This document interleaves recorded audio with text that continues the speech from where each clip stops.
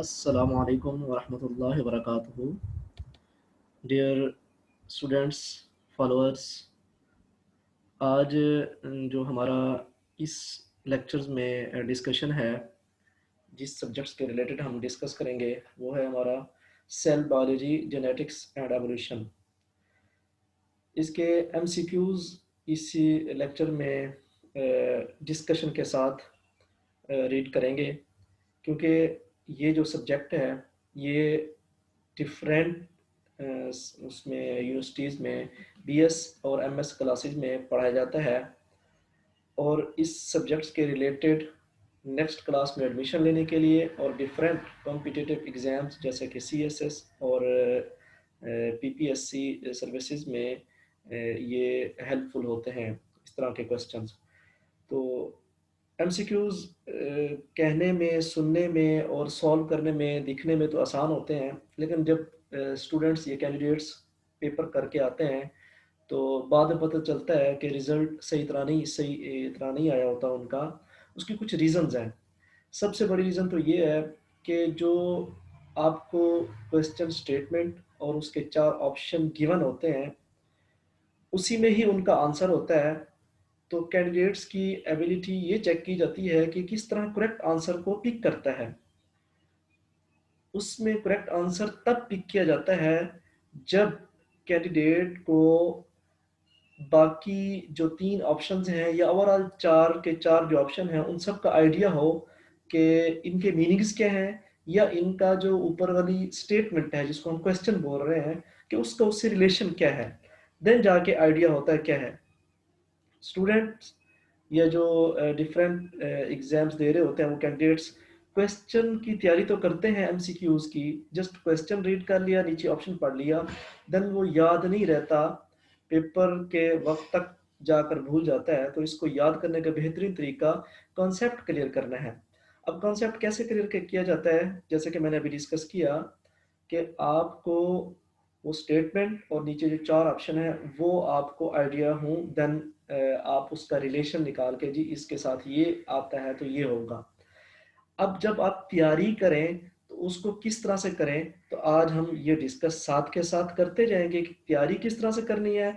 और इम्पोर्टेंट जो previous papers में या जो पूरे सब्जेक्ट्स को कवर कर रहे हैं हर टॉपिक में से एमसीक्यूज इसी लेक्चर में डिस्कस होंगे, उनके जो 4 ऑप्शंस हैं ए बी सी डी वो भी साथ डिस्कस होंगे, करेक्ट आंसर भी डिस्कस होगा, और वो करेक्ट क्यों होगा कि उसका रिलेशन उस स्टेटमेंट से क्या है, और जो 3 ऑप्शंस रॉन्ग हुए हैं कि जिनको हमने कहा कि ये करेक्ट नहीं है, उनका रिलेशन क्यों नहीं बन पा रहा, उनकी रीजन भी करेंगे। तो इससे क्या आइडिया हो जाएगा स्टूडेंट्स को या कैंडिडेट्स को, ये आइडिया हो जाएगा कि अगर नेक्स्ट किसी भी पेपर में किसी भी जगह ये इस तरह का स्टेटमेंट वाला या इस टॉपिक से रिलेटेड कोई एमसीक्यूज आता है, तो देन उससे क्या होगा कि वो इसको सॉल्व कर सकेंगे। क्योंकि अब अगर हम एक एमसीक्यूज पढ़ेंगे, एक स्टेटमेंट पढ़ेंगे, तो उसके नीचे 4 ऑप्शन पढ़ेंगे, तो चारों की जब रीजंस देखेंगे तो इट मींस हमें 4 टाइप्स के स्टेटमेंट का अगर कभी फेस करना पड़ा तो हम उनको सॉल्व कर सकेंगे। तो इस तरह ये वीडियो देखने से, ये लेक्चर सुनने से आपके कॉन्सेप्ट भी क्लियर हो जाएंगे, और आपको जितने भी एमसीक्यूज इस इन टॉपिक्स के रिलेटेड और इस सब्जेक्ट्स में रहते हुए, जिस सब्जेक्ट्स का नाम cell biology, genetics and evolution है, तो इन सब के रिलेटेड आप वो क्वेश्चन सही तरीके से सॉल्व कर सकेंगे और आपको ये याद भी रहेंगे। तो हम इनको नेक्स्ट डिस्कस करते हैं कि जी किस तरह से करना है।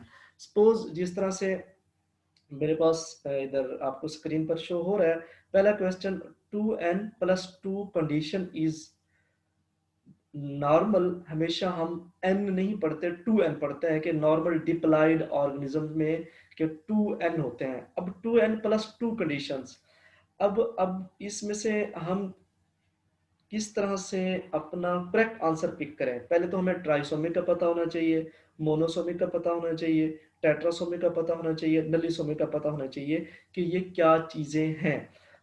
इनका इस तरह से पता चलेगा हमें कि जी tri mean 3, mono single, tetra 4, नली 2। तो अब हमेशा मोनोसोमिक उसको कहते हैं कि जिसमें से वन माइनस कर दिया जाए। तो 2n एक नॉर्मल कंडीशन है, उसमें से वन माइनस कर दिया जाए तो वो मोनोसोमिक होगी। ट्राइसोमिक क्या होगी, ये वाला जो ऑप्शन है हमारे पास कि 2n प्लस वन, यहाँ प्लस थ्री। कुछ स्टूडेंट्स कुछ कैंडिडेट्स यहाँ अगर प्लस थ्री कर दे तो उसको ट्राइसोमिक, वो ट्राइसोमिक नहीं होगा। कि साथ इस टू को भी प्लस करके देन आपने ट्राई टेट्रा इस तरह का आपने पढ़ना है कि 2n+2।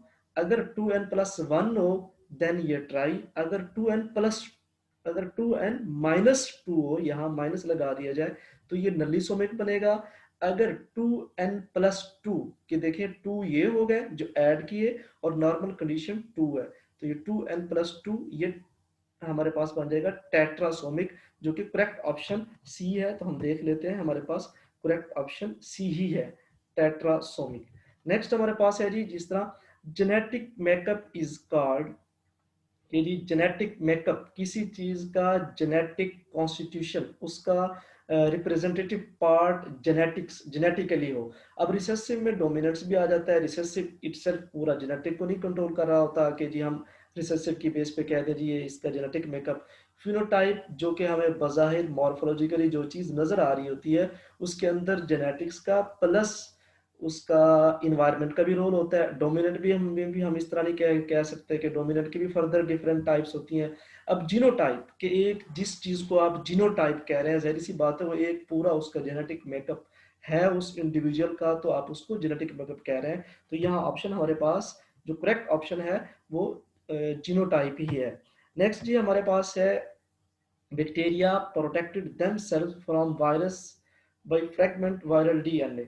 कि जी जो बैक्टीरिया है, अगर उसके ऊपर वायरल डीएनए या वायरस अटैक कर दे तो बैक्टीरिया अपने आप को किस तरह प्रोटेक्ट करता है उसके वायरल के डीएनए से। जाहिर सी बात है वायरल डीएनए बैक्टीरिया के लिए फॉरेन होगा। फॉरेन डीएनए को हमेशा जो उसका है जिसके ऊपर अटैक होता है वो उसका फेस करता है, उसको तोड़ता है।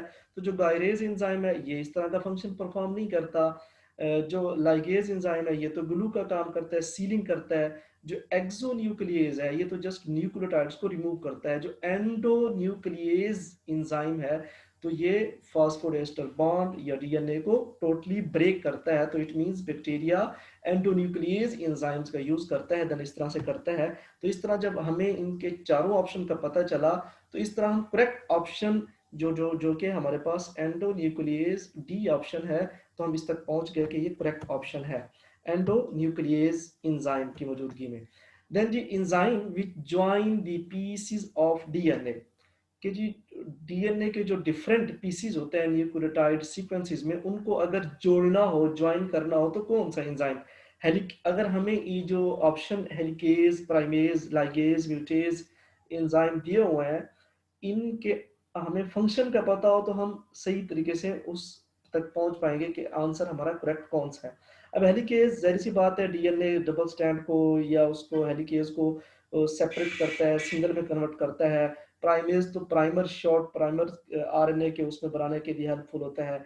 और म्यूटेज जो है ये दूसरे फंक्शन के लिए परफॉर्म होता है।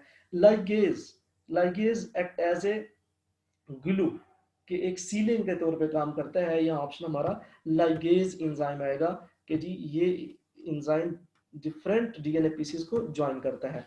नेक्स्ट है जी हमारे पास the interchange of parts between non homologous chromosomes is called dash. कि जी जो जेनेटिक मटेरियल है या क्रोमोसोम्स का पार्ट है वो आपस में चेंज हो जाता है, एक्सचेंज हो जाता है। कि किसका, कुछ होते हैं होमोलोगस क्रोमोसोम्स, कुछ होते हैं नॉन। यहाँ वो पूछ रहे हैं हमें नॉन होमोलोगस क्रोमोसोम्स। अब अगर इन्वर्जन में देखें तो जस्ट वो एक एक उलट हो जाता है, चीज वैसी होती है उस तरह चेंज हो जाती है। अब क्रॉसिंग ओवर है, ट्रांसलोकेशन है, डिलीशन है। क्रॉसिंग ओवर हमेशा मियोसिस में अगर हम डिस्कस करें तो ये जाके होती है हमारे पास होमोलोगस क्रोमोसोम्स में। जो डिलीशन है उसमें तो एक्सचेंज या इंटरचेंज होता ही नहीं पार्ट, कि उसमें चेंज हो जाता है। जिस तरह ये डिलीशन का ऑप्शन इसमें गिवन है कि डिलीशन का ऑप्शन तो इससे मैच भी नहीं होता, इन्वर्जन भी नहीं होता। दो ऑप्शन इसमें कॉम्बिनेशन बन रहे हैं कि क्रॉसिंग ओवर या ट्रांसलोकेशन। तो ज़ाहिर सी बात है अगर हम मियोसिस के टॉपिक्स को रिकॉल करें तो उसमें क्रॉसिंग ओवर हमेशा होमोलोगस क्रोमोसोम्स के दरमियान होती है। तो ज़ाहिर सी बात है एक ऑप्शन बचता है ट्रांसलोकेशन, तो यहाँ ट्रांसलोकेशन ही है कि जी नॉन होमोलोगस क्रोमोसोम्स के दरमियान एक्सचेंज होता है पार्ट। नेक्स्ट जी, अगर हम सेंट्रल डॉग्मा को रिकॉल करें कि जिसमें रेप्लिकेशन, ट्रांसक्रिप्शन, ट्रांसलेशन आता है, कि जिसमें anticodon is present in which type of RNA, कहाँ प्रेजेंट होते हैं एंटीकोडॉन के किस टाइप के आरएनए के ऊपर। सी आरएनए, राइबोसोमल आरएनए, सी आरएनए मींस कॉम्प्लीमेंट्री, जिस तरह कॉम्प्लीमेंट्री डीएनए होता है, messenger RNA and transfer RNA. अगर हम इस तरह चारों टाइप्स देखें, सी आरएनए कोई आरएनए की फॉर्म नहीं होती। ये इस लिखने वाले ने, ऑथर्स ने इस तरह ही लिख दिया है कि ताकि कैंडिडेट्स को थोड़ा सा टफ टाइम मिले। राइबोसोमल आरएनए वो इसमें उसका इससे रिलेशन ही नहीं होता सेंट्रल डॉग्मा टाइप में। मैसेंजर आरएनए तो जस्ट कॉम्प्लीमेंट्री होता है उस डीएनए का, उसके भी ऊपर एंटीकोडॉन का नहीं होता, ट्रिपलेट कोडॉन होते हैं, वो और चीज होती है उसके ऊपर रीडिंग फॉर्म में। ट्रांसफर आरएनए एक जाके बचता है कि अगर हम उसको रिकॉल करें कि राइबोसोम्स के ऊपर ट्रांसफर आरएनए एक एंटीकोडॉन लेके आता रहता है, तो और ट्रांसफर होता जाता है नेक्स्ट। तो ये इसमें एंटीकोडॉन करेक्ट ऑप्शन है हमारे पास। इस तरह जब हमें बाकी टाइप्स के आरएनए के फंक्शन का पता था तो ट्रांसफर आरएनए हम सही नतीजे तक पहुंच पाए। तो स्टूडेंट्स क्या करते हैं, जब एमसीक्यूज इस तरह के उनको मिले, ये किसी बुक्स की एक्सरसाइज में या किसी टीचर्स के मटेरियल में से उनको मिले, नोट्स में से, तो वो इस तरह जस्ट ऊपर स्टेटमेंट और करेक्ट ऑप्शन पढ़ते जाते हैं, नेक्स्ट उस क्वेश्चन पे की तरफ चले जाते हैं। इस तरह से याद नहीं होता, इस तरह कोई फायदा नहीं स्टडी करने का जब तक हमें चारों ऑप्शंस का आइडिया ना हो कि अगर ये करेक्ट है तो इसकी रीजन क्या है, अगर ये करेक्ट नहीं है, इसमें फिट नहीं आ रहा तो क्या रीजन है। अगर सपोज आपके पास नेक्स्ट क्वेश्चन में, नेक्स्ट पेपर में, नेक्स्ट वीडियोस लेक्चर में मैसेंजर आरएनए के बारे में आ जाए, कम से कम आप इस चीज से भी बच जाएंगे और इनका भी पता होगा। राइबोसोमल का आरएनए का पता चल जाए तो आप इस तरह बच जाएंगे कि जो करेक्ट होगा उसको आप टिक करेंगे, बाकी को नहीं करेंगे, तो आपको आइडिया होता जाएगा कि इस तरह से क्या है। नेक्स्ट है जी हमारे पास, जिस तरह frame shift mutation is cause due to, frame shift के एक जगह से दूसरी जगह उसका मटेरियल का चले जाना, लेकिन पिछली वाली जगह भी थोड़ा सा उसका मटेरियल रह जाना, तो एक क्रोमोसोम्स के ऊपर कोई चीज डबल हो जाना। तो जाहिर सी बात है डिलीशन इसमें आ ही नहीं सकता, क्योंकि उसमें कुछ पार्ट डिलीट हो जाता है, फ्रेम शिफ्ट में डिलीट नहीं होता, रहता है लेकिन उसकी डुप्लीकेशन हो जाती है। ट्रांसलोकेशन हम पीछे पढ़ा है कि वो नॉन होमोलोगस क्रोमोसोम्स का एक्सचेंज पार्ट्स का, इन्वर्जन के एक जगह से दूसरी जगह उसका डुप्लीकेशन के मटेरियल्स डुप्लीकेट हो जाता है। तो फ्रेम शिफ्ट की म्यूटेशन में ही डुप्लीकेशन का वर्ड यूज होता है, तो यहाँ ऑप्शन हमारे पास डुप्लीकेशन का ही आएगा कि जी frame shift mutation due to duplication की वजह से ही होती है।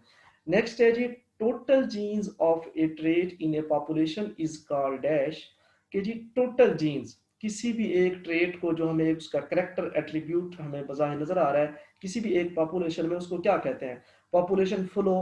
अब पॉपुलेशन फ्लो को अगर हम देखें क्या ये करेक्ट है या नहीं है, तो इसमें जीन्स का या उसका जिक्र ही नहीं है, जस्ट पॉपुलेशन फ्लो है कि पॉपुलेशन कितनी कम या ज्यादा हो रही है, उसका फ्लो क्या है, फ्रीक्वेंसी उसकी किस तरह से जा रही है।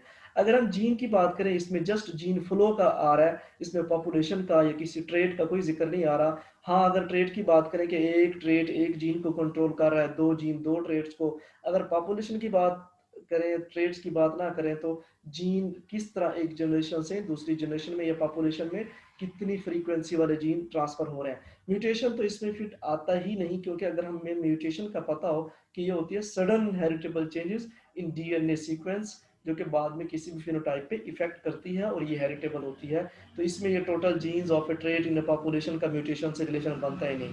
बाकी बचता है हमारे पास एक लास्ट ऑप्शन, जीन पूल। हाँ, ये हो सकता है कि क्योंकि gene pool, pool means cumulative, पूरा उसका होल, तो यहाँ total gene of a trait के जीन पूल हो गया इन ए पॉपुलेशन। जाहिर सी बात है पूरे जितने भी उस स्पीशीज के, उस जीनस के, उस क्लास के इंडिविजुअल्स हैं, वो पॉपुलेशन ही कहलाएंगे, कि डिफरेंट स्पीशीज मिलकर वो कम्युनिटी पॉपुलेशन ये चीजें बनाती हैं। तो उस पॉपुलेशन के अंदर किसी भी ट्रेट के लिए टोटल जीन्स, उसके नंबर ऑफ जीन्स, तो जाहिर सी बात है ये इसमें फिट आ रहा है, तो ये जीन पूल्स। तो ये जो एमसीक्यूज हम रीजंस के साथ डिस्कस करते जा रहे हैं, नेक्स्ट वीडियोस में भी इस तरह हर टॉपिक्स के ऊपर, हर सब्जेक्ट के related with reasoning solve MCQs आते जाएंगे, ताकि स्टूडेंट्स एक बार इसको लेक्चर्स को सुन लेंगे, देन उसको फॉर एवर ये याद रहेंगे। नेक्स्ट है जी, जिस तरह इसका हमारे पास gene pool, the vaccine prepared through recombinant DNA technology और डैश वैक्सीन, कि जी आज हमारे पास जो वैक्सीन प्रोड्यूस हो रही हैं वो रिकम्बिनेंट डीएनए टेक्नोलॉजी कौन सी जनरेशन है? Fourth generation, first generation, second generation, third generation. इसको हम तब जाके सॉल्व करेंगे जब हमें आइडिया हो जाएगा कि जी फर्स्ट जनरेशन क्या है, सेकंड क्या है, थर्ड क्या है, फोर्थ क्या है। इनको अगर वन बाई वन देखेंगे, जो फर्स्ट जनरेशन होती है live attenuated heat killed vaccine के, जिसमें हीट किल्ड वैक्सीन हमें मिलती है। सेकंड जनरेशन में क्या होती है, सब unit which may contain a protein sections of the pathogen is given, कि जिसमें पैथोजन इज गिवन हो, उसका प्रोटीन हो। और थर्ड जनरेशन में हमें जाके मिलता है कि DNA encoding the antigen is inserted into A vector, जो कि बाद में वो रिकॉग्नाइज करता है एज ए पैथोजन को होस्ट में, कि होस्ट के अंदर किस तरह से एक्ट करेगा और क्या है, और जिससे हम बनाते हैं वो भी इस तरह किल नहीं होता। तो ये दो से डिफरेंट है। Fourth generation recombinant DNA technology exist नहीं करती। तो हमारे पास इसका जो फिट आता है वैक्सीन आजकल प्रोड्यूस हो रही है, वो थर्ड जनरेशन है, कि जिसमें जो डीएनए इनकोडिंग एंटीजेंस होते हैं वो इंसर्टेड किए जाते हैं एज ए वेक्टर, उसमें वेक्टर की फॉर्म में। तो इसका आंसर हमारे पास थर्ड जनरेशन है। नेक्स्ट जी हमारे पास है स्पेशिएशन अक्कर इन जीन्स, कि जो स्पीशीज बनती है न्यू, वो किस इस फैक्टर्स की वजह से, ये कुछ टाइप समझ लें, लेवल समझ लें, या फैक्टर्स की वजह से होती हैं। कुछ होते हैं ऑटोट्रोपिक, सिंपैट्रिक, एलोपैट्रिक एंड पैरापैट्रिक।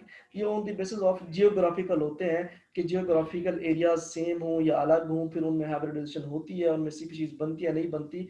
तो इसमें सिंपैट्रिक और एलोपैट्रिक तो फिट नहीं आते ड्यू टू जियोग्राफिकल रीजन, और ऑटोट्रोपिक एग्जिस्ट टाइप एग्जिस्ट ही नहीं करती। पैरापैट्रिक इसमें इन्वॉल्व हो रहा है, कि जिसमें जियोग्राफिकल डिस्ट्रीब्यूशन होती है और ये अलग अलग होते हैं। नेक्स्ट है जी हमारे पास इसका सेकंड पार्ट, जो कि एमसीक्यूज होंगे इसी सब्जेक्ट के रिलेटेड, वो उसमें क्वेश्चन भी होंगे और उसके आंसर्स डिस्कशन के साथ होंगे, तो वो नेक्स्ट पार्ट में होंगे। Thank you for watching. तो इस वीडियोस के बारे में जो आपने फीडबैक देना हो, या इसमें कुछ ऐसा कि जी इसको हम इम्प्रूव कर सकें, आप कमेंट्स में ज़रूर दीजिएगा। तो इस वीडियो को लाइक करें, सब्सक्राइब करें और शेयर करें, ताकि सब स्टूडेंट्स को, कैंडिडेट्स को इसका फ़ायदा हो। और नेक्स्ट वीडियो तक के बाद मिलते हैं, नेक्स्ट वीडियो का इंतज़ार कीजिएगा। अल्लाह हाफिज़।